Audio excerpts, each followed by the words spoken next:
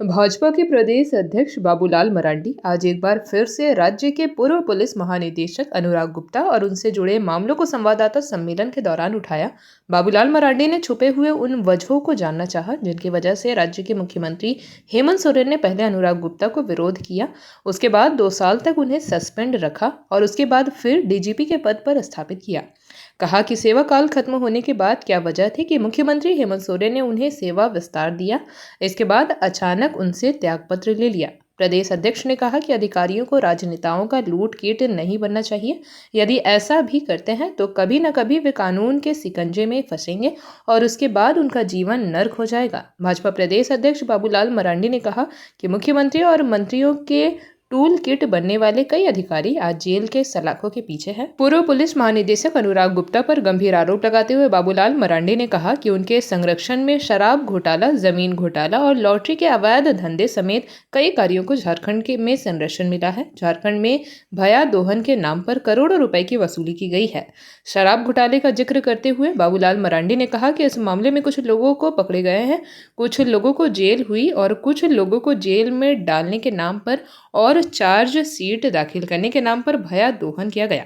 बाबूलाल मरांडी ने कहा कि संभावना यह भी है कि पूर्व डीजीपी के द्वारा वसूली की गई राशि मुख्यमंत्री तक नहीं पहुंचाई गई, इस वजह से सरकार ने उनसे अचानक त्यागपत्र ले लिया।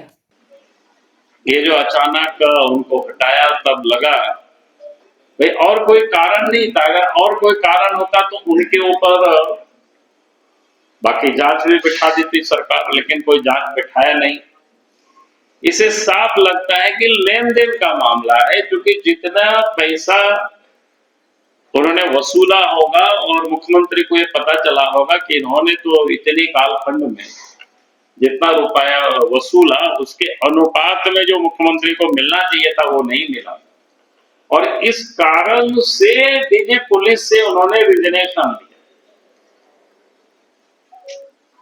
यानी अगर वो वास्तव में एक तो उन्होंने नियम कायदे कानून को रख करके बनाया, यानी पहले तो जिसका विरोध किया, विरोध करने के बाद उनको 2 साल सस्पेंड रखा, 2 साल सस्पेंड रखने के बाद नियम कानून को ताक में रख करके उनको पदस्थापित किया। उनका सेवा समाप्त हुआ तो सेवा में विस्तार किया इलीगल तरीके से, जिसकी हम सब लोग विरोध करते रहे, लेकिन उनको बिठाए रखा। और अचानक उनसे फिर त्यागपत्र लेना, तब ये हम सब थोड़ी सी तहकीकात करने लगे कि भाई आखिर इसका कारण क्या। अगर गड़बड़ किया हुआ है तो फिर उस पर राज्य सरकार को जांच करवानी चाहिए, और नहीं तो यही माना जा सकता है कि उन्होंने जो मोटी रकम वसूली थी, जितना हेमंत सोरेन को रहा होगा कि हमें इतना हिस्सा मिलना चाहिए था, लगता है कि उतना उनको नहीं मिलता है, इसलिए हटाया। आज भी हम मुफ्त में हेमंत सोरेन जी को एक सलाह मैं देना चाहूंगा।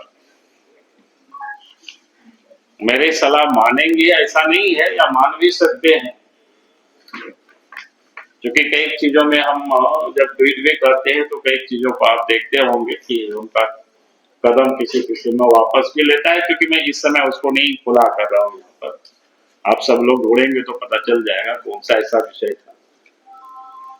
तो हम कहेंगे कि हेमंत सोरेन भविष्य में अपने आप को ही बचना चाहे तो हमें लगता है कि अनुराग गुप्ता को अपने सलाहकार में वो नियुक्त कर ले तो शायद वो भविष्य में भी सुरक्षित रहे।